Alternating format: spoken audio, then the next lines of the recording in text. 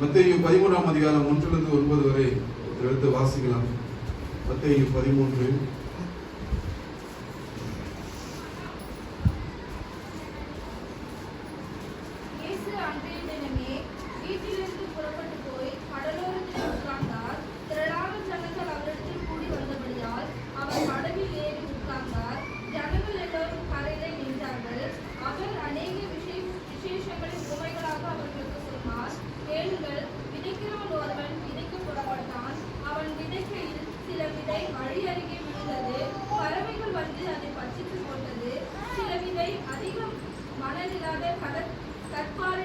கற்பாறை இடங்களில் விழுந்தது. மண் ஆழமாய் இராததினாலே அது சீக்கிரமாய் முளைத்தது. வெயில் ஏறின போதோ தீர்ந்து போய் வேறில்லாமல் உலர்ந்து போயிற்று. சில விதை முள்ளுள்ள இடங்களில் விழுந்தது. முள் வளர்ந்தது, அதை நெருக்கி போட்டது. சில விதையோ நல்ல நிலத்தில் விழுந்தது. சிலது 100ஆகவும், சிலது 60ஆகவும், சிலது 30ஆகவும் பலன் தந்தது.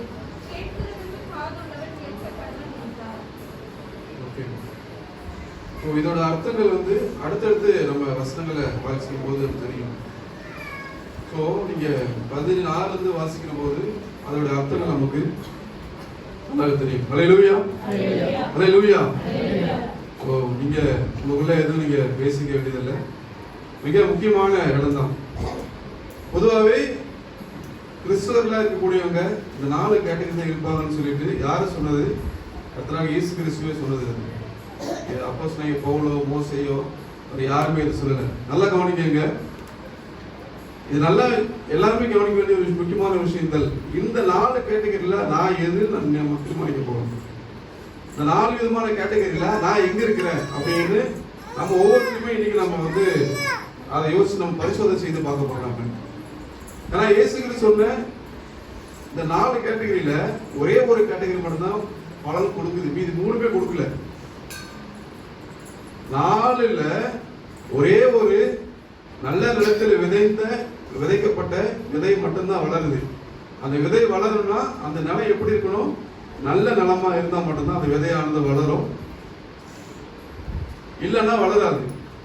எங்கெங்கெல்லாம் விழுது, அது எப்படிலாம் பிசாசானவன் சாத்தானவன் அவன் எப்படி எடுத்து போடுறான், நம்முடைய வாழ்க்கையில எப்படி இருக்குது அப்படிங்கிறத நம்ம ஒரு விஷயம் கூட நம்ம பார்க்க போறோம். ஏன்னா இன்னைக்கு இருக்கிற சூழ்நிலையில கிறிஸ்துவருடைய நிலை இன்னைக்கு ரொம்ப பரிதாபகரமான நிலையில தான் இன்னைக்கு இருக்குது.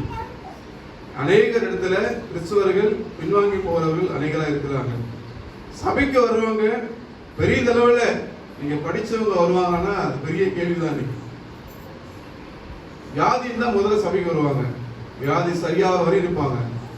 முடிஞ்ச பிறகு டாட்டா பாய்ன்னு சொல்லிட்டு போயிடுவாங்க. அதுக்கப்புறம் நீங்க ஸ்தோத்திரம் சொன்னாங்கன்னா அவங்க உங்களை கண்டுகொள்ள மாட்டாங்க. அந்த சூழ்நிலையில இருக்கு.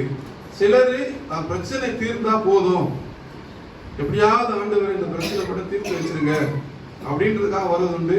அதுக்காக பொருத்தனைகளும் செய்வது உண்டு. அந்த பிரச்சனை தீர்ந்த பிறகு அவங்களும் சபைக்கு வரதை நிறுத்திடுவாங்க. அல்லது வந்தாலுமே ஏனோ தானோ தான் இருப்பாங்க. அதுதான் இந்த இடத்துல நம்ம பார்க்கிற விஷயங்கள். 4 காரியங்களே பழையதுதான், எல்லாரும் படிச்சதுதான், தெரிஞ்சதுதான். ஆனா ஒரு விஷயம் கூட டீப்பா நம்ம இதை நம்ம பார்க்க போறோம். எவ்வளவு தூரம் அப்படி இருக்கிறது, நான் இதுல எங்க இருக்கிறேன் அப்படிங்கிறது. இல்லை என்னை நானே நான் ஏமாத்திட்டு இருக்கேனா, நான் கிறிஸ்தவன் சொல்லிட்டு என்னை நானே நான் ஏமாத்திட்டு இருக்கேனா அப்படிங்கிறது ஒரு கேள்வி இருக்கு. ஆண்டவர் நிறைய இடத்துல இயேசு சொல்லுவாரு, நான் உன் நாமத்தினால இந்த அற்புதம் செஞ்சேன், பேய்களை விரட்டினேன், என்ன சொல்லுவாரு? நீ யாருன்னு தெரியாது சொல்லி நான் சொல்லுவேன் அப்படின்னு ஆண்டவர் சொல்றாருன்னு யோசிச்சு பாருங்க. நம்மளுடைய குவாலிட்டி எவ்வளவு தூரம் இருக்குன்னு பாருங்க.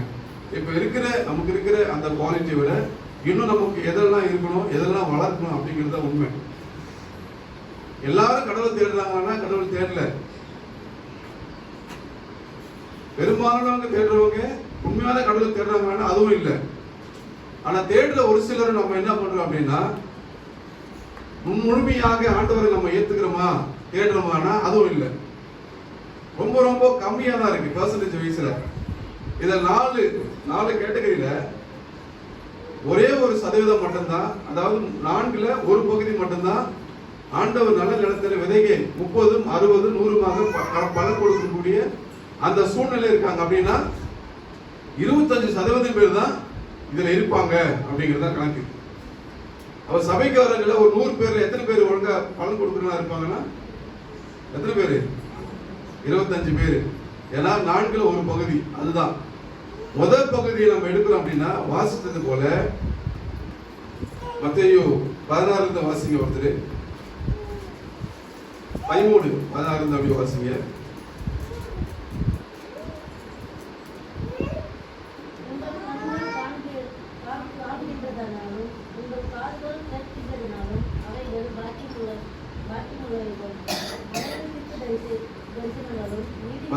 வாசிங்க 16.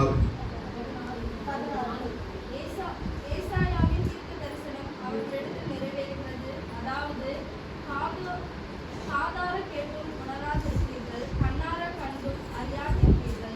இந்த ஜனங்கள் கண்களினால் காணாமலும் காதுகளினால் கேளாமலும் இருதயத்தினால் உணர்ந்து மனம் திரும்பாமலும் நான் அவர்களை ஆரோக்கியமாக்காமலும் இருக்கும்படிக்கு. மறுபடியும் அந்த வசனத்தை வாசிங்க. சத்தமா வாசிங்க.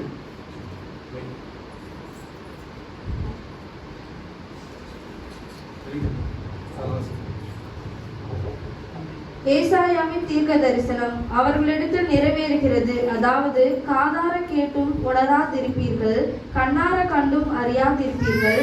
இந்த ஜனங்கள் கண்களினால் காணாமலும் காதுகளினால் கேளாமலும் இருதயத்தினால் உணர்ந்து மனம் திரும்பாமலும் நான் அவர்களை ஆரோக்கியமாக்காமலும் இருக்கும்படியாக அவர்கள் இருதயம் கொழுந்திருக்கிறது. காதால் மந்தமாய் கேட்டு தங்கள் கண்களை மூடிக்கொண்டார்கள் என்பதே. எல்லாமே இருக்கு. கண்ணார பாக்குறாங்க, காதால கேட்கிறாங்க. ஆனாலும் என்ன சொல்றாரு? அவர் இருதயமானது கொழுத்திருக்கிறது அப்படின்னு அவர் சொல்றாரு. அதனாலதான் எதுவுமே எந்த விஷயமும் உள்ள போறதே இல்லை. உடனே ரிலீஸ் வெளியாயிடுது. அதுல முதல் கேட்டகிரி நம்ம வாசிக்கலாம். அடுத்து வாசிங்க.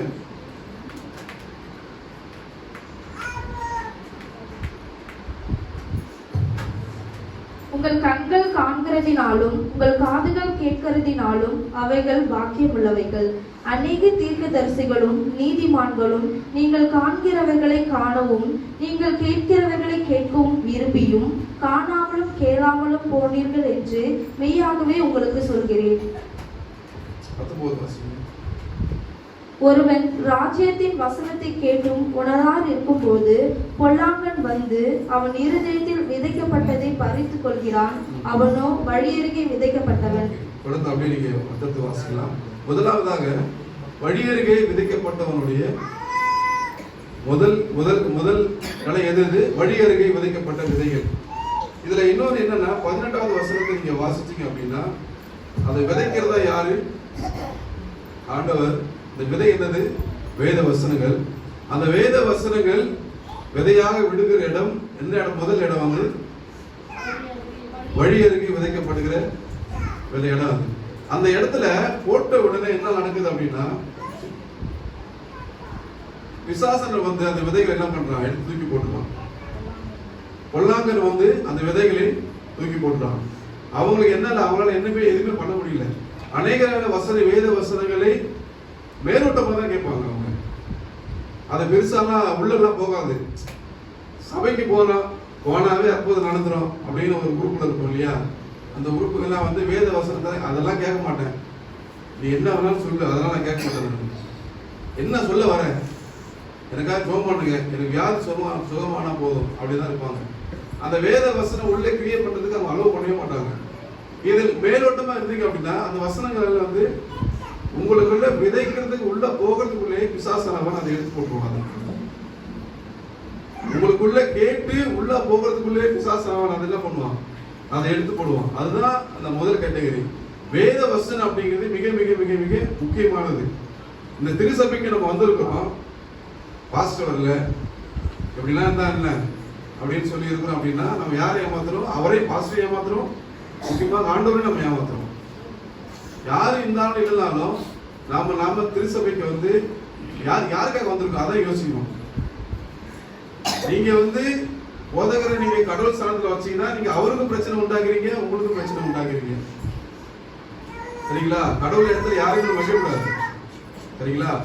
அதனால நான் எப்பயுமே புரிஞ்சுக்கணும்னது, நாம தேவனுடைய வசனத்தை கேட்க வந்திருக்க போது இங்க விளையாடுறது, சுத்தி முத்தி பாக்குறது, அந்த காரியங்கள் எல்லாமே நீங்க தயவு செய்து நீங்க ரொம்ப ஃபோக்கஸா இருக்கணும்.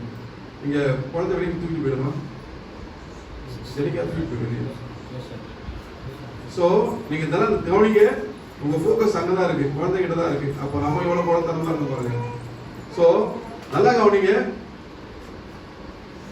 நாம எப்பொழுதுமே சில ஒவ்வொரு வேத வசனங்களும் நம்ம ஆழமா இல்லாததுனாலதான் நிறைய விஷயங்களை, நிறைய குழந்தைத்தனமான காரியங்கள் நம்ம காட்டிட்டு இருக்கிறாங்க. முதல்ல வேத வசனம் உள்ள இறங்கவே இல்லை, ரொம்ப முக்கியம். திருச்சபைக்கு எப்போ வரீங்களோ அப்பொழுதே என்ன பண்ணணும், நீங்க முழங்கால் பண்ணிட்டு மற்றவங்களுக்காக பார்க்கவே கூடாது, தேவனை நோக்கி மட்டும்தான் பார்க்கணும். அப்படி பார்க்குறீங்க அப்படின்னா தான் உங்களுக்குள்ள வேத வசனங்கள் கிரியை செய்து நடத்தும். இல்லைன்னா நான் ஜஸ்ட் வரேங்க, வந்துட்டு போறேங்க, அவ்வளோதான், வழி போகிற மாதிரி இருப்பாங்க அப்படிங்கிறத அர்த்தத்தில் நம்ம இருக்கணும். சரிங்களா? ஸோ அடுத்த வசனத்தை வாசிக்கலாம். கற்பாறை இடங்களில் விதைக்கப்பட்டவன் வசனத்தை கேட்டு உடனே அதை சந்தோஷத்தோடு ஏற்றுக்கொள்கிறவன் ஆகிலும் தனக்குள்ளே வேறு இல்லாதவனாய் கொஞ்ச காலம் மாத்திரம் நிலைத்திருப்பான். வசனத்தின் நிமித்தம் உபத்திரமும் துன்பமும் உண்டான உடனே இடரல் அடைவான். ஓகே, நல்லா கவனிங்க. இந்த மாதிரியான கேட்டகரி இப்ப இருக்காங்க. சில வேத வசனம் வந்தவரும் பயங்கர ஹாப்பியா இருவாங்க. பாத்தீங்களா, குறிப்பாக அந்த வாக்குத்தத்தம்லாம் வந்த பிறகு வந்ததுன்னா ஜெயிச்சுட்டியா அப்படிங்கிற அளவுக்கு அவங்க ரொம்ப ஹாப்பியா இருவாங்க. அது எந்த அளவுக்கு ரியலைஸ் பண்ணாங்கன்னு நமக்கு தெரியாது. ஆபிரகாம் கூட அவ்வளவு வாக்குத்தத்தங்கள் வாங்கிக்க மாட்டாரு, நாம வாங்குற மாதிரி. மாசத்துக்கு, வாரத்துக்கு, டெய்லி, நிமிஷத்துக்கு அவ்வளவு வாங்கிட்டு வச்சுக்கீங்களேன். அது எதுவுமே உள்ள போகாது. ஏன்னா நாம எதுக்காகனா ஏதாவது ஒண்ணு அதுல கிடைக்கணும், அந்த ஒரு ஹாப்பினஸ் நம்ம ஏதாவது நமக்கு கிடைக்கணும். ஒரு குழந்தைகளுக்கு சாக்லேட் கொடுத்தா ஹாப்பியா இருக்கும் இல்லையா? அந்த ஹாப்பினஸ் அந்த குழந்தைங்க எப்பவுமே இருக்குமா இருக்காது. அந்த சாக்லேட் கையில இருக்கிற வரைக்கும் தான் ஹாப்பினஸ் இருக்கும். முடிஞ்ச பிறகு மறுபடியும் வேற ஏதாவது கிடைக்குமான்னு யோசிக்கும் அந்த குழந்தை. மறுபடியும் வேற ஏதாவது வேணுமா கொடுத்தீங்கன்னா மறுபடியும் ஹாப்பியா இருக்கும். ஸோ அந்த மாதிரியான குழந்தை தெரியுமா அநேக நேரத்தில் நம்ம இருக்கிறோம். அல்லேலூயா, அல்லேலூயா.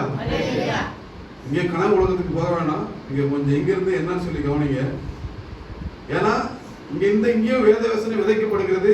நீங்க ஏற்றுக்கிறது வழிபோக்கனா இருக்கீங்களா இல்ல கற்பாறையா இருக்கீங்களான்றது டிசைட் பண்ணுங்க. ரெண்டாவது, வேத வசனத்தில் நாம சிலர் இங்க பொதுவாக ஆர்வமாக இனி போகையிலும் வருகையிலும் உம்மோடு கூட இருப்பேன், பயப்படாதே, கலங்கையாது, திகையாது சொல்லி வேத வசனம் கேட்கும் போது அப்படி ஒரு ஹாப்பினஸ் இருக்கும், நமக்காக ஒருத்தர் இருக்காரு அப்படிங்கிறது. ஆனா இந்த வேத வசனம் உள்ள வரை இறங்கிச்சாலும் இறங்கி இருக்காது. அந்த சூழ்நிலைக்காக மட்டும்தான் இருக்கும், அந்த காலகட்ட சூழ்நிலைக்காக மட்டும்தான் அது ஹாப்பியா இருப்பாங்க. கொஞ்ச நாள் கழிச்சு அவங்க என்ன பண்ணுவாங்கன்னா வேத வசனத்தின் அதெல்லாம் வேத வசனத்தின் நிமித்தம் ஒரு கேள்வி இருக்குல்ல, அதெல்லாம் வேத வசனத்தின் நிமித்தம் துன்பங்கள் வரும்னா வேத வசனத்தை பின்பற்றுகிற பொழுது உங்களுக்கு பிரச்சனைகளே ஆரம்பிக்க உங்களுக்கு நிறைய விஷயங்கள் நீங்க சாக்ரிஃபைஸ் பண்ண வேண்டியது வரும். அதனால நம்ம பண்ண மாட்டோம். அது பண்ணாத போதுதான் உங்களுக்கு அந்த பிரச்சனைகள் வரும். அதான் அது விதமாக துன்பங்கள் வருகிற போது தேவனை விட்டு நம்ம விலகி போயிடுவோம். இவங்க எல்லாமே கிறிஸ்தவர்களா இருப்பாங்க. நான் சொல்ற 4 பேருமே கிறிஸ்தவர்கள் தான். ஆனா அவங்க எவ்வளவு தூரம் இருக்காங்க அப்படிங்கிறது மிக மிக முக்கியமான காரியங்கள் இருக்கு. இன்னைக்கு நிறைய இடத்துல நம்ம ஆண்டவரை நம்ம விசுவாச ஆண்டவரை நம்ம துதிக்கிறோம், நம்ம ஆராதிக்கிற ஆண்டவரை சொல்லி வாய் வெளியே சொல்றோமே தவிர மனதார சொல்றோமானா அப்படி கிடையாது. மனதார நம்ம அப்படி யாரும் சொல்றதே கிடையாது. நமக்குள்ள இருக்கிற பிரச்சனைகள் அதை அப்படியே வெளிக்காட்டி கொண்டே நம்ம இருக்கணும். நம்ம வேத வசனம் உள்ள இறங்கதான் தேவனை புரிந்து கொள்ளுகிற தன்மை நமக்குள்ள உருவாகும். இயேசு கிறிஸ்துவை நம்ம புரிஞ்சுக்கிட்டா மட்டும்தான் அவர் என்ன எதிர்பார்க்கிறா அப்படிங்கிறது நமக்கு தெரியாது, இல்ல நமக்கு தெரியவே தெரியாது. அப்போ இந்த இடத்துல நல்லா யோசிச்சு பாருங்க. முதல்ல சந்தோஷம் வருது, அதுக்கப்புறம் ஏன் சந்தோஷம் இல்லைன்னா அதுல மண்ணு இல்லை, அந்த பாறை மீது மண்ணு இல்லாதனால அந்த விதையானது உள்ள இறங்கல, வேறு உள்ள இறங்கல. அந்த மண்ணுன்றது என்னது? உங்க இருதயம், நம்மளோட இருதயம் இயேசு கிறிஸ்துவை ஆண்டவரை அவருடைய வசனத்தை ஏற்றுக்கொள்கிறதுக்கு என்ன இல்லை, தயாராகவே நம்ம இல்லைனாம மேலோட்டமா நம்ம இருக்கிறோம். அந்த பசிக்கும் கொடும் பசிக்கும் வித்தியாசம் இருக்கு, தெரியுங்களா? ஹல்லேலூயா, ஹல்லேலூயா சொல்லுமா, ஹல்லேலூயா, ஹல்லேலூயா சொல்லுமா, ஹல்லேலூயா. எஸ், தூக்கெல்லாம் போவதாக. ஓகே, ஏன்னா பசியா இருக்கவனுக்கு கொஞ்ச நேரம் தாக்கு பிடிப்பான். கொடும் பசியா இருக்க தெரியுமா, அவனுக்கு எப்படா சாப்பாடு கிடைக்குன்னு அவனுக்கு தோணும். அவனுக்கு அப்படி கிடைச்சதுன்னா சுத்தி எல்லாம் பார்க்க மாட்டான், கடை கடை கடை கடைன்னு சாப்பிடுவானுங்க.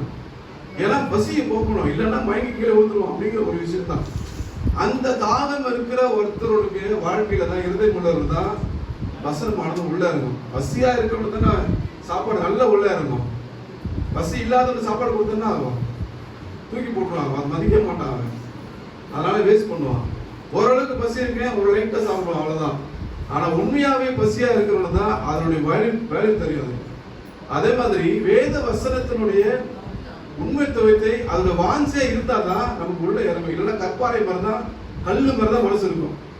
ஒண்ணும் இல்லையா, கல்லு மாதிரி மனசு இருக்குது இல்லையா, அது லிட்டரலா எங்கதான் தெரியும் நமக்கு. அது அப்போ கல்லு மாதிரி இப்ப மனசு வச்சுட்டீங்கன்னா வேத வசனம் எதுவுமே உங்களுக்குள்ள இறங்காது. நீங்க தீர்மானிக்கிறதா நீங்க காரியம் பேசுவீங்க. உங்களுக்கு என்னெல்லாம் தேவையான வசனங்களோ அதுக்கு மட்டும் தான் நீங்க வந்து ஹாப்பியா ரியாக்ட் பண்ணிட்டே இருப்பீங்க. உங்களை குத்துக்கிற வசனங்களோ நம்ம ஏற்று நம்மளை சுட்டி காட்டுகிற வசனங்களுக்கும் நம்ம கீழ்ப்படிய மாட்டோம். இதெல்லாம் எனக்கு சொல்லலை அப்படின்னு சொல்லி விலகி ஒதுங்கிடுவோம். அல்லது அப்படிப்பட்ட வசனங்களை நம்மை தாமே மாற்றுகிற வசனங்களை நம்ம ஏற்றுக்கொள்ளவே மாட்டோம். அதை மேலோட்டமே வச்சிருப்போம். நமக்கு ஆசீர்வாதமான மட்டும் வசனங்கள் இருக்கிறதா அதையே தேடி நம்ம சுத்தம். நம்ம இன்னும் ஒண்ணு ஆசிரியப்பார், இன்னும் பிரச்சனை தீர்ப்பார் அப்படிங்கிற வசனங்களே தேடி போகுமா தவிர என்னை கனி கொடுக்கிற அளவுக்கு நான் உருவாவேன்னா உருவாக மாட்டேன். நல்லா கவனிங்க, ஒரு செடி வந்து வளரணும் அப்படின்னா வேதம் சொல்லுகிறது, விதையானது செத்தாலுடைய பலனை கொடுக்காது, சாகணும்னா உள்ள இருக்கணும். அப்போ சுயம் என்பது நமக்குள்ள சாத்தா மட்டும்தான் ஆவிக்குரிய வாழ்க்கை என்பது வளரும். அல்லேலூயா, அல்லேலூயா. இல்லைன்னா வளராது.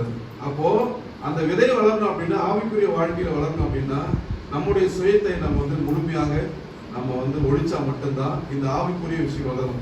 ரெண்டாவது, ஒரு செடி வளரணும்னா நம்ம என்ன பண்ணுவோம் சொல்லுங்க? ஒரு செடி வளரணும்னா உரம் போடணும். உரம் போடுறது முன்னாடி நிலத்தை என்ன பண்ணுவீங்க? அது விவசாயம் பண்ணணும்னு தெரியும். நம்ம விவசாயம் பண்ணாதனால மேலோட்டம் போயிட்டு எடுத்துவோம், தண்ணி ஊற்றுவோம் அப்படின்னு போயிட்டு விவசாயம் பண்றோம்னு சொல்லுவாங்க. இத்தனை நாளைக்கு அதை நம்ம உழுது விடணும், இத்தனை நாள் காய விடணும், தண்ணி விடணும் அப்படிங்கிறது நிலத்தை வந்து சீர்படுத்திட்டே இருப்பாங்க. ஸோ அந்த நிலத்தை ஒண்ணுன்னா பண்ணும்போது தான் நிலம் நல்லா இருந்தாதான் கனிக்கு நல்லா கொடுக்கும், வேர் நல்லா உள்ள இறங்கும், இல்லைன்னா இறங்காது. அப்போ நிலத்தை நீங்க சரிப்படுத்தினா மட்டும்தான் விதைகள் வந்து உள்ள போகிறதுக்கு சரியாக நம்ம ஆயத்தமா இருக்க முடியும். நம்ம இருதயத்தை நிலம் போல இருக்குது நம்ம இருதயம். அதை சரி பண்ணலன்னா நீங்க அந்த வேதவசனம் எதுவுமே நமக்குள்ள போகவே போகாது. யார் என்ன சொன்னாலும், இயேசு கிறிஸ்துவே வந்து சொன்னாலும் அப்படியே தான் நான், ஏன்னா நான் கல்லு ஜடம் மாதிரி கல்லா தான் இருப்பேன், அந்த கல்லெஞ்ச மாதிரி தான் நான் இருப்பேன் நானு அப்படின்னு நான் இருப்பேன். ஏன்னா வேத வசனம் போகாது. சபையிலே வந்து உட்காந்துருப்போம், ஆனா வேத வசனத்தை கேட்க மாட்டோம். நம்ம சபையில வந்து எப்போ நம்ம கேட்போம்? நம்ம ஒரு வசனம் கர்த்தர் இன்று உங்களை ஆசீர்வதிப்பா சொல்லுவோம், டபக்குன்னு முடியும், அவ்வளவுதான். ஒரு ஸ்தோத்திரம் ஆண்டவரே இருக்கு. ஏன்னா ஆசீர்வாத வசனம் வந்துருச்சு, அதனால ஸ்தோத்திரம். வேற எந்த வசனம் காதுக்குள்ள போகாது. ஏன் போகாதுன்னா நாம தயாராக இல்லை. பாறை மாரி கல்லு மாதிரி இருக்கிறதுனால வேத வசனம் மேலோட்டமாக இருக்குது, அதனால அது எதுவுமே ஈடுபடாது. ஸோ முதல்ல என்னது, அவன் அந்த கேட்டகரி விட்டுருக்க, ரெண்டு ஃபர்ஸ்ட் கேட்டகரி அது சுத்தமா வந்து விதை விழுந்த உடனே காலி முடிஞ்சிச்சு கதை. மிதிப்பட்டு போயிடுது, சோதனைக்காரன் வந்து நம்ம தூக்கி போயிடணும். ரெண்டாவது, கற்பாறை மீது விழுது, அந்த கற்பாறை என்ன அது கல்லு மாதிரி இருக்கிறதுனால ஆழமா வளருது. மூணாவது வாசிங்க. முள்ளுள்ள இடங்களில் விதைக்கப்பட்டவன் வசனத்தை கேட்கிறவனாய் இருந்தும் உலக கவலையும் ஐஸ்வர்யத்தின் மயக்கமும் வசனத்தை நெருக்கி போடுகிறதினால் அவனும் பலனற்று போவான். நல்ல மறுபடியும் வாசிங்க. முள்ளுள்ள இடங்களில் விதைக்கப்பட்டவன். Okay, very good. முள்ளுள்ள இடங்களில் விதைக்கப்பட்டவன். அப்ப ஏற்கனவே முள்ளு இருக்கா இல்ல முள்ளு வளர்ந்தா?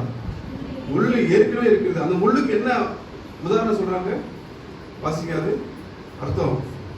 வசனத்தை கேட்கிறவனாய் இருந்தும் உலக கவலையும் உலக கவலை ஐஸ்வர்யத்தின் மயக்கமும்.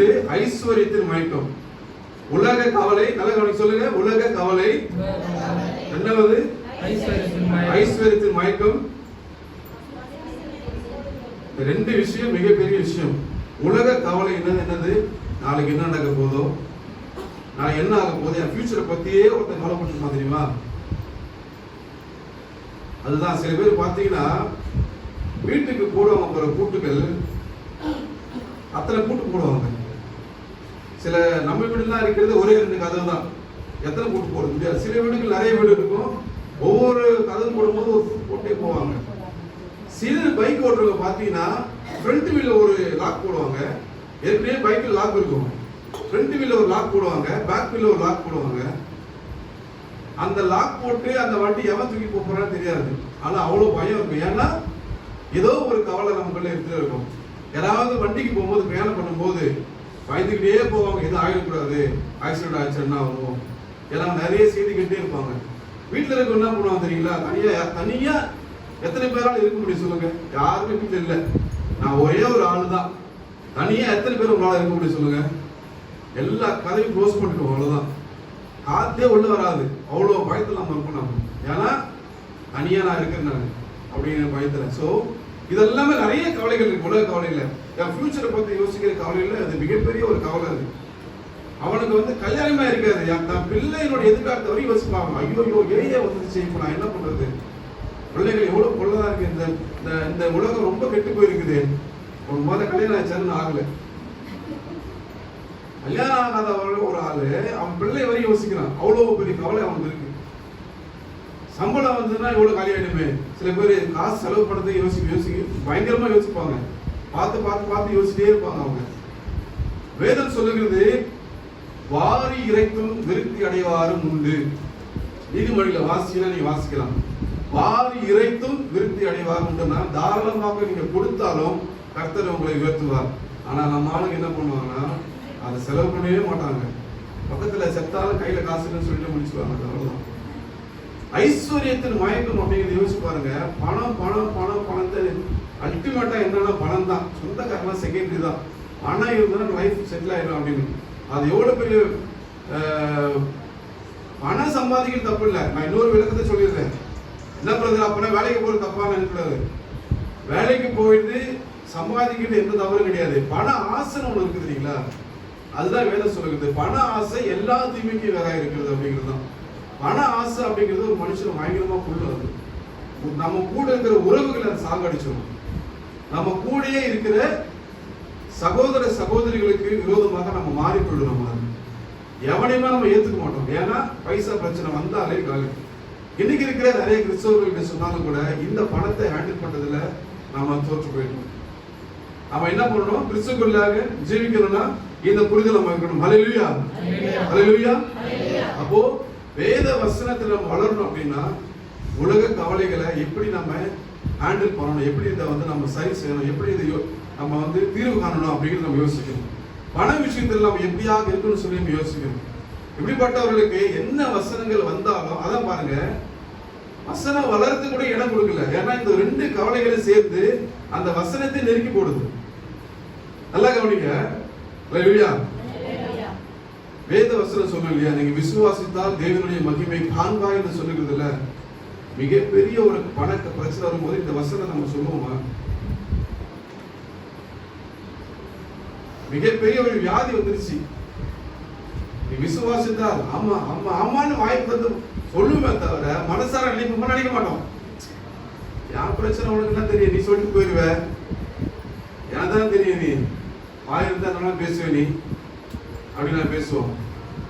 ஆனா நீ விசுவாசித்தா தெய்வ மகிமை காண்பாய் என்றது வேத வசனம் வளர்ந்ததுன்னா நம்ம அதை பற்றி கவலைப்பட மாட்டோம். வளராததுனாலதான் இந்த உலக கவலையும் ஐஸ்வர்யம் என்ன பண்ணுதுன்னா, பக்கத்துல இருக்கிறவங்க எப்படி வளர்ந்துட்டான் பாரு, எவ்வளவு பெரிய நான் கூடயே சுத்திட்டு இருந்தான், இன்னைக்கு இவ்வளவு சம்பளம் வாங்குறான், நான் தான் ஒண்ணுமே இல்லாம இருக்கிறேன். என் கூட இருந்தவங்க பெரிய பெரிய ஆளாயிட்டாங்க, வீடு கட்டாங்க, கார் வாங்கிட்டாங்க, பெரிய ஆளாயிட்டாங்க. நான் தான் ஒன்றுக்கு உதாரணம் இருக்கோம். மனைவிக்கெல்லாம் நீ தான் இருக்கிறிய, எதுக்கு இருக்கிறீங்களா? ஒரு மடங்கு போய் செத்தே போயிரு. இதுல ஆம்பளையா கேட்கிற மனைவிகள் இருக்காங்க. ஆண்கள் பெண்களை வந்து நீ என்ன சமைக்கிற, நீ பேசாம பாயசம் கொடுத்துடலாம் அப்படின்னு சொல்லுகிற கணவன்மார்களும் உண்டு. ஸோ வீடுகளில் பிரச்சனைகளை நம்ம வேறு விதமாக தான் நம்ம சந்திக்கிறோம். இந்த வேத வசனம் நமக்கு இருந்ததுன்னா நம்ம வேறு விதமாக நம்ம குடும்பத்தை நம்ம ஹேண்டில் பண்ணணும். பிள்ளைகளா இருக்கட்டும், இல்லது கணவனா இருக்கட்டும், மனைவியா இருக்கட்டும், நமக்கு இப்பெல்லாம் நம்ம பார்க்கிற போது யோசிப்போம். நிறைய முறை நான் யோசிப்பேன். ஒரே கேள்விதான், இத்தனை முறை வாரம் நம்ம சபைக்கு வரோம், வாரம் வேத வசனம் கேட்கிறோம். அது இல்லாம மற்ற நேரத்தில் நம்ம அந்த ஜப கொடுத்து நம்ம கலந்துக்கிறோம். நம்ம தனியாக நம்ம வேத வசனம் வாசிக்கிறோம். எத்தனை அதிகாரம் படிக்கிறோம் நம்ம போடுறோம், இத்தனை அதிகாரம் வாசிக்கிறோம்னு சொல்லி சொல்றோம். இவ்வளோ பிரம்மாண்டம் ஒரு பரபரப்பா பேசலாம இன்னமும் ஏன் கிறிஸ்தவ குடும்பத்துல பிரச்சனை இருக்கு? இன்னும் ஏன் கிறிஸ்தவ குடும்பத்துல எல்லாரும் கிறிஸ்தவர்கள் தான். ஜெபம் பண்ணா பயங்கரமா பண்ணுவாங்க. இயேசு கிறிஸ்துவே வந்து இறங்கி வந்து தாப்பா கையில வச்சுக்குவான்னு சொல்ற அளவுக்கு ப்ரே பண்ணுவாங்க. ஆனா ஏன் நாம இன்னும் கிறிஸ்தவ குடும்பத்துல பிரச்சனை இருக்குன்னா, நமக்குள்ள வேத வசனம் இன்னும் சரியாக நமக்கு இறங்கவே இல்லை. அப்போ இந்த உலக கவலைகளும் இந்த பிரச்சனைகளும் அதிகமாக இருக்கிறதுனாலதான் அல்லேலூயா அல்லேலூயா அப்பப்போ ஒரு ஆண் பண்ண வேண்டியதா இருக்கு. நான் இங்க இருக்கும்போது தெரியுது யாரெல்லாம் எங்க போறீங்க வருகிறது. நீங்க என்ன பண்ணீங்க பிரசங்கம் பண்ணா பரலோகத்துக்கு 3ஆம் வானத்துக்கு போயிட்டு வந்து இயேசு வச்சு டாட்டா கட்ட வந்துடுறேன், நீ இங்க வந்து இன்னும் பிரசங்கம் பண்ணிட்டே இரு அப்படிங்கிற மாதிரி இல்லையா? சோ வேத வசனத்துல நாம கேட்க வேண்டிய மிக மிக முக்கியமான காரியங்கள்ல இப்போ நான் சொல்றதா, வேற யாருக்காகவும் நீங்க வேத வசனத்தை வாசிக்காதீங்க, உங்களுக்காக நீங்க வாசிங்க. ஒவ்வொரு வசனத்தையும் நீங்க ஆழமா புரிஞ்சு தியானம் பண்ணுங்க. மெடிடேஷன் என்ன தெரியுங்களா? தியானம் நல்லது. கண்ணை மூடி அமைதியா இருக்கு தியானமா? அது ஒரு தியானம், அது வேற. ஆனா இங்க சொல்லப்படுற தியானம் என்னது தெரியுங்களா? இப்போ நாம வந்து பைக் ஓட்டுறோம், பைக் ஓட்ட சொல்லி ஒருத்தர் ஆலோசனை சொல்றோம். ஒரு எக்ஸ்பீரியன்ஸான ஒரு ஆளு இப்பதான் புதுசா ஒருத்தர் கத்துக்கிறான், ஏற்கனவே பைக் ஓட்டுறவனுக்கு இப்பதான் ஒருத்தர் கத்துக்கிறான் அப்படின்னா அவனுக்கு சில ஆலோசனை சொல்லுவாங்க. தம்பி இப்படி ஓட்டு, இவ்வளவு தூரம் ஓட்டு அப்படின்னு சொல்லி அவனுக்கு சில இன்ஸ்ட்ரக்ஷன் கொடுப்பாங்க. இந்த டேர்னிங்ல ஸ்லோவா தான் நீ பண்ணணும், இவ்வளவு வேகம் தான் போடணும், இதுக்கு மேல போகக்கூடாது அப்படின்னு சில இன்ஸ்ட்ரக்ஷன் கொடுப்பாங்க தெரியுங்களா? அந்த இன்ஸ்ட்ரக்ஷனை அனுபவம் இல்லாத ஒரு ஆளு, அனுபவமிக்க ஒரு ஆளு சொல்லுகிற போது அவன் யோசிக்கணும், இது ஏன் சொல்றாங்க, இது ஏன், இது எதுக்கு அப்படி சொல்றது, அப்படி போனா என்ன ஆகும் அப்படின்னு யோசிக்கணும். அதான் தியானம்.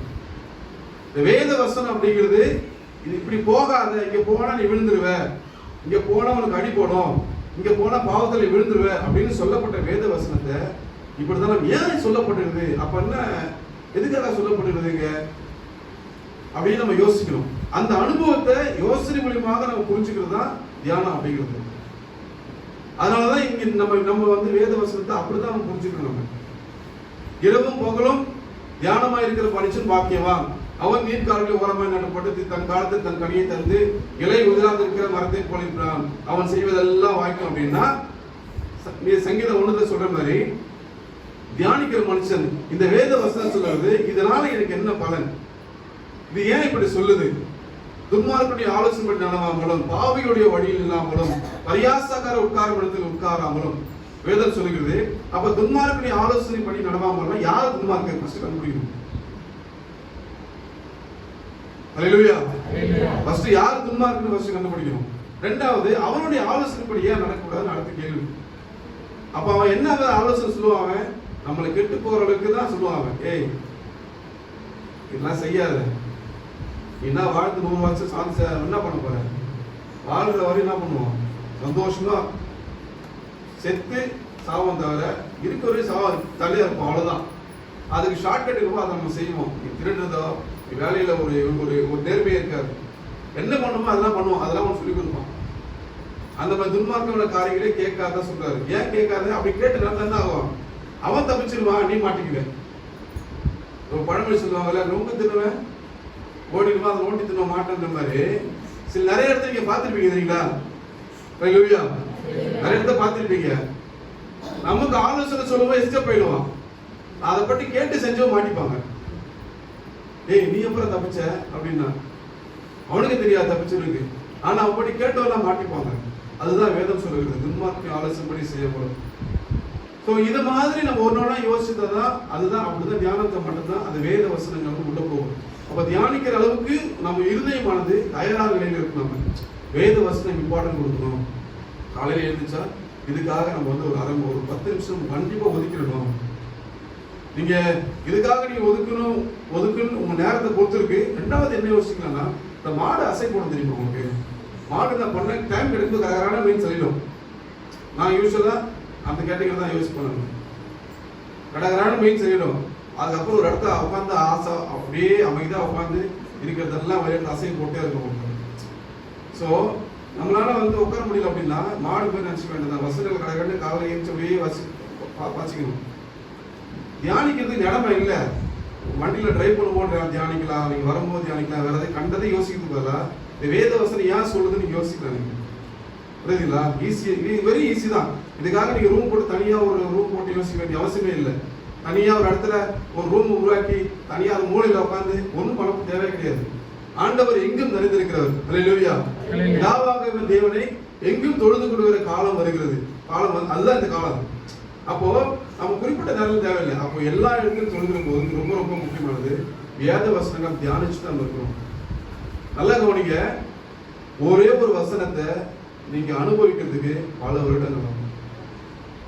ஏதாவது ஒரு வசனத்தை நான் சொல்லணுமா உங்களுக்கு? உங்களுக்கு ஏதாவது அனுபவம் இருக்கா? நீங்க சொல்லலாம். ஒரே ஒரு வசனத்தை கூடுமான மட்டும் யாவரோடும் சமாதானமாயிருங்கள் என்று ஒரே ஒரு வசனம் சொல்றேன். இதை நீங்க செய்யறதுக்கு ரொம்ப ரொம்ப கஷ்டம். அல்லேலூயா. கூடுமான மட்டும் யாவரோடும் சமாதானமாயிருக்கிற வசனம் ரொம்ப ரொம்ப கஷ்டம். ஆனா இது பலன் மிக பெரியது. இதை அனுபவிச்சிருக்கு மட்டும்தான் தெரியும். எல்லாருக்கிட்டையும் சண்டை போட்டு ஒருத்தருக்கான் தெரியுமா, அவன் கடைசி வரை தனித்து விடப்பட்டு தான் இருப்பாங்க. யாருக்கிட்டையும் மிகிலாக மாட்டாங்க. ஒரு எமர்ஜென்சி ஆச்சுன்னா எல்லாருக்கும் சண்டை போட்டு யாரை கூப்பிடுவீங்க? எல்லாருக்கும் சண்டை போட்டுட்டீங்கன்னா யாரை நீங்க கூப்பிடுவீங்க? ஒரு உதவிக்கு யாரை போய் தேடுவீங்க? ஆனா சமாதானமா இருந்தீங்கன்னா நீங்க கூப்பிட்டோன்னு வருவாங்க. சண்டையோடு இருந்தீங்கன்னா வருவாங்க, சரி போவோம் அப்படின்னு வருவாங்க. ஆனா முழு படத்துல செய்ய மாட்டாங்க. அவங்க தொடர்ந்து இருப்பாங்க, இருக்க மாட்டாங்க. உங்க மீது அக்கறை காட்டுவாங்கன்னா அக்கறை காட்ட மாட்டாங்க. ஏன்னா சண்டைக்காரன் அப்படின்ற ஒரு தியாகம் நம்மள இருக்கு தெரியுமா? நம்மளை பார்த்தாவே விலகி போயிடுவாங்க. ஸோ எதுக்காக இதை சொல்றேன்னா, நீங்க எல்லாருடைய வாழ்க்கையில நம்ம அனுபவிச்சிருக்கோம். வேத வசனங்களை எல்லாரும் வாசிக்கிறது தான். ஆனா அனுபவ ரீதியாக நம்ம அனுபவிச்சோம்னா கிடையாது. நீங்களே ஒரு ஃப்ரெண்டு கிட்ட சண்டை போட்டுருப்பீங்க. நாளைக்கு அந்த ஃப்ரெண்டு கிட்ட ஏதாவது தேவைன்னா இன்னொருத்தர் சொல்லலாம், ஏய் நீ கேட்டு சொல்லி கொஞ்சம், நீ கேட்டு சொல்லலாம் கொஞ்சம், எனக்கு அவனுக்கு பிரச்சனை, ஆனா எனக்கு வேணுமே அப்படின்னு நம்ம நிற்போம் தெரியுமா? இந்த தேவை அவனுக்கு இது, அவனை மன்னிச்சுட்டு போயிருந்தேன்னா பிரச்சனையே இல்லை. இதுதான் ஆபீஸ்ல நம்ம சண்டை போடுவோம், மேனேஜர் எதிர்த்து பேசுவோம், இல்லை கூட கலிக்கு எதிர்த்து பேசுவோம். இப்ப அவங்ககிட்ட நமக்கு எதாவது தேவைன்னா இன்னொருத்தர் மூலமா அப்படி வீட்டு போய் வருவது, அவர் பண்ற போய் வேற மாதிரி இருக்கும். அப்புறம் நம்ம கிட்ட அவருக்கு பேர் அவரு அப்படிதான் பண்ணுவாரு, இந்த ஒரு கூட்டாளியே நமக்கு. இந்த பிரச்சனை பாத்தீங்களா எவ்வளவு தூரம் நமக்கு தேவைகளும் நம்மளுடைய காரியங்களும் நடக்கிறதுல பத்தி எவ்வளவு கஷ்டப்படுறோம் பார்த்தீங்களா? ஆனா கூடுமானம் மட்டும் யாவரோட சமாதானமா இருக்கு அப்படிங்கிறது இதோடைய அனுபவங்கள் தெரியுமா? ஒண்ணு பிபி கம்மியாயிடும், சுகர் வராது. நீங்க எவனா பத்தி நினைச்சிட்டே இருப்பீங்கல்ல, பிரச்சனை இருந்தா அன்னைக்கு விடியாது உங்களுக்கு. ஒரு நாள் 2 நாள் 3 நாள் நீ அப்படி சொல்லிட்டியே, நீ இப்படி பண்ணிட்டியே, நீ அதை போயிட்டு இப்படி பண்ணிட்டியே, யோசிச்சு ஒரு 4 பிபி சுகர் வந்து தெரியுமா? அப்ப டாக்டர் சொல்லுவாரு, நீ எதுவுமே யோசிக்காத, யோசிச்சா ஏறிச்சுன்னா கதை முடிஞ்சிடும். அவன் சொல்லிட்டாரு, ஏத்தாத இறக்கு இங்க ஏத்துற, ஏன் சவுண்ட் விடுற, இறக்கு பிபி ஏறிடும் பார்த்துக்கோ அப்படிங்கிறது. ஸோ இது எவ்வளவு நன்மை இருக்கு பாருங்க. உண்மை அதுதான். இது பிபி சுகர் வந்ததுன்னா அதோடைய வலி வேதனை இருக்கு பாருங்க, அது ரொம்ப ரொம்ப கொடுமையா இருக்கு. நிறைய பேர் பார்த்துருப்பீங்க, அவங்களால தான் பிடிச்ச உணவு சாப்பிடவே முடியாது, தான் விரும்பின உணவு சாப்பிடவே முடியாது. பல கண்டிஷன்ஸ் இருக்கும், மாத்திரையா போட்டுருப்பாங்க அவங்க, சரிங்களா? அதனால நம்ம என்ன பண்ணணும், இப்படி நீங்க யாரையும் மன்னிக்காமலும் இருந்தாலும் அந்த ஜபங்கள் ஒரு நாள் கேட்கப்படாது. அல்லேலூயா, அல்லேலூயா, அல்லேலூயா. நாம இன்னொருத்தருக்கு இதான் நம்ம மன்னிக்கிறாரு, நாம இன்னொருத்தரை மன்னிக்கலாம், நாம என்ன பாசிங் போட ஜெபம் பண்ணாலும் அந்த ஜபங்கள் ஏறெடுக்கப்படாது. அப்போ இதுல என்ன பண்ணணும், ஒரே விஷயம் புரிஞ்சுக்கணும், முள்ளுகளை கலைந்து போறது நம்ம கையில தான் இருக்கு. உலக ஆசை, உலகம் என்ற மயக்கமும் ஐஸ்வர்யம் என்ற மயக்கமும் கலைந்து போறது யார் கையில இருக்கு? நம்ம கையில் இருக்கு. அப்போ இந்த முள்ளு கலைந்து போட்டா ஏற்கனவே வளருதான், விதை வளருது இல்ல, எடுக்கிறது யாரு? இந்த முள்ளு தானே. அப்ப முள்ளு இல்லைன்னா விதை கண்டிப்பா வளர்ந்துடும். அப்ப என்ன பண்ணணும், இந்த விஷயத்துல நம்ம ரொம்ப கேர்ஃபுல்லா இருக்கணும். அடுத்து 4வது சொல்லவே தேவையில்லை, அந்த நான் நல்ல நிலத்துல விதைக்கப்படுற விதையானது சில விதைகள் 30, சிலது 60, சிலது 100 கொடுக்கிறது. இதுதான் இங்கதான் நம்முடைய டெஸ்டினேஷன். இதுதான் நம்ம அடையக்கூடிய இடமே நல்ல நிலத்துல விதைந்து நம்ம பலனை கொடுக்கிறது தான். நீங்க யோசிச்சு பாருங்க, உங்ககிட்ட யாராவது கேட்கல, நீங்க எப்படி இவ்வளவு சாந்தமா இருக்கீங்க, எவ்வளவு பிரச்சனைகளை நான் தடுமாறேன், ஆனா என் வாழ்க்கையில பல கலக்கங்களை கஷ்டங்களும் நான் புலம்பிட்டே இருக்கிறேன், ஆனா நீங்க ஒரு நாள் புலம்புறதே இல்லையே, நீங்க எப்பவுமே ஜாலியா கேஷுவலா இருக்கீங்களே, எவ்வளவு பிரச்சனை வந்தாலும் நீங்க வந்து அமைதியா இருக்கீங்களே, அது எப்படி பண்றீங்க அப்படின்னு யாராவது ஒரு கேள்வி கேட்டுக்காங்களா? அப்படி கேள்வி கேட்டா நீங்க ரிசல்ட்ல நீங்க வந்து பலன் கொடுக்குறவங்க. தடுமாற்றம் இல்லாம எந்த பிரச்சனை வந்தாலும், பணமே இல்லாம இருந்தாலும் உங்களை வந்து ஒருத்தர் கேள்வி கேட்பாரு, இதுக்கு எப்படி இவ்வளவு பிரச்சனை வந்திருக்கு, நீங்க தடுமாறாமல் எப்படி இவ்வளவு ரிலாக்ஸா இருக்கீங்க? கர்த்தர் பார்த்து கூட வருவார், ஆண்டவர் நடத்துவார்.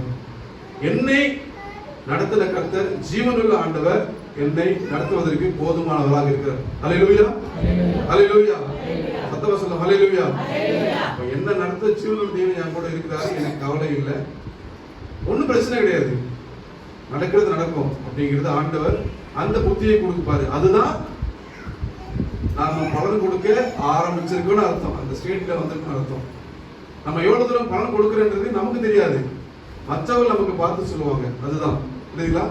அப்போ இந்த 4 விஷயத்துல நம்ம புரிஞ்சுக்கிறது, வழி அருகே விதைக்கப்பட்ட விதையாக நம்ம இருதயம் இருக்குதா, கல்லு மாதிரி நம்ம நெஞ்சு இருக்குதா, இல்ல முற்செடிகள் நம்ம இருதயத்துல வளர்ந்துருக்குதா அப்படிங்கிறத நமக்கு தான் நல்லா தெரியும்.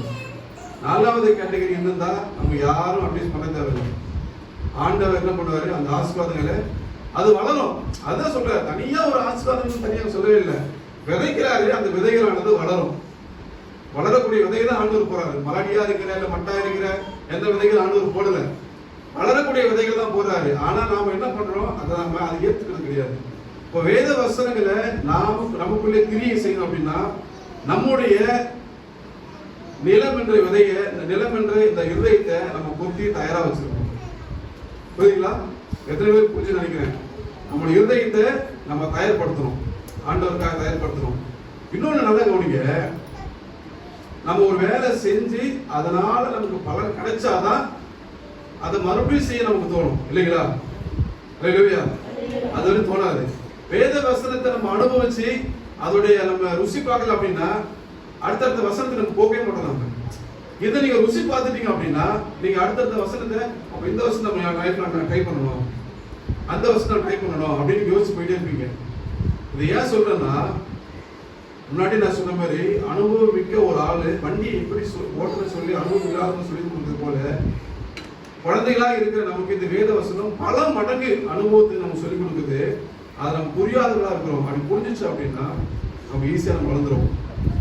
ஒரே ஒரு உதாரணம் மட்டும் சொல்லி நான் உங்களுக்கு முடிக்கிறேன், நல்லா கவனிங்க. லைஃப்ல வந்து நமக்கு நிறைய பிரச்சனைகள் வரும், இல்லைங்களா? எல்லாருக்கும் வரும் அந்த பிரச்சனைகள். ஆனா ஒரே மாதிரியா வருமானம் கிடையாது. ஆண்டவர் எல்லாரும் முகத்தையும் ஒரே மாதிரி வச்சிருக்காரு, ஒரே கண்ணு, ஒரே மூக்கு, ஒரே வாயை வச்சிருக்காருன்னு கிடையாது. எல்லாருக்கும் வித்தியாசம் இருக்கு, கைரேகைகள் வித்தியாசம் இருக்கு. அப்படிங்கிற போது ஒவ்வொருவருக்கும் பிரச்சனைகள் வந்து வேறு விதமாக தான் வரும். ஹியர் அண்ட் தேர், அங்கங்கே ஏதாவது ஒரு இடத்துல நம்ம வந்து கனெக்ட் ஆகலாம், நம்ம பிரச்சனைகள் கனெக்ட் ஆகலாம். ஆனா எல்லா பிரச்சனைகளும் எல்லாருக்கும் ஒரே மாதிரி கிடையாது. நல்லா புரிஞ்சுக்கங்க, நல்லா தெரிஞ்சுக்கங்க. எனக்கு ஆண்டவர் என்ன குறிச்சு ஒரு தரிசனம் வச்சிருப்பாரு, ஒரு நோக்கம் வச்சிருப்பாரு. அப்போ அந்த நோக்கத்தை நோக்கி நாம வந்து அதை புரிஞ்சுக்கணும். மற்றவங்களே கம்பேர் பண்ணி நான் பார்த்துட்டு இருக்க கூடாது. ஸோ நம்ம அனுபவ ரீதியாக ஒருத்தர் நமக்காக சொல்லுகிற போது அதை ஆராய்ந்து பார்த்து நம்ம புரிஞ்சுக்கிறது ரொம்ப ரொம்ப அவசியமா இருக்கிறது. ஸோ நமக்கு வந்து ஒரு 30 வயசுல ஒரு மனுஷன், 50 வயசுல ஒரு மனுஷன், 25 வயசு 20 வயசுல ஒரு மனுஷனுக்கு ஆலோசனை கொடுப்ப, தம்பி உதாரணத்துக்கு ஃபைனான்ஸ்ல நீ வந்து பணத்தை சேர்த்து வை. நல்லா கவனிங்க. ஹல்லேலூயா. ஒரே ஒரு பேசுற என்ன பண்றாரு, நீ சம்பாதி, அதுல 30% நீ வந்து சேர்த்து வைன்னு சொல்லுவாரு. அந்த சேர்த்து வைக்கிறதுல ஒருத்தன் சரியா கவனிக்க அப்படின்னா அவனுக்கு எப்ப தெரியுமா புரியும், ₹1 100 10க்காக வந்து அவன் அழைத்து தெரியுமா, அப்பதான் அவனுக்கு தெரியும். ஒருவேளை அவன் சொல்றது கறி, நான் சேர்த்து வைக்கணும், அவன் யோசி தியானம் பண்ணியிருந்தானா அந்த பிரச்சனை தான் போயிட்டு வந்திருப்பான்.